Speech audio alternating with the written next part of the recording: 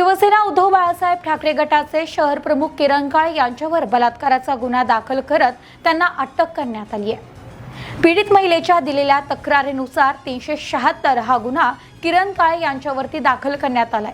20 वर्षीय पीडित महिलेने कोतवाली पोलीस ठाण्यात तक्रार दाखल केल्यानंतर किरण काळे यांना अटक करून त्यांच्यावर गुन्हा दाखल करण्यात आला असून पीडित महिलेने दिलेल्या तक्रारीवरून पीडित महिला व तिच्या पतीमध्ये वारंवार होणारे वाद मिटवण्यासाठी ती मदतीसाठी किरण काळे यांच्या संपर्कात आली होती।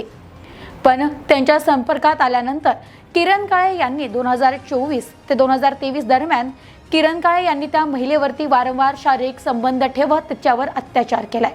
ही घटना घडल्यानंतर किरण काळे यांनी पीडित महिलेला जीवे ठार मारण्याची धमकी देखील दिली होती।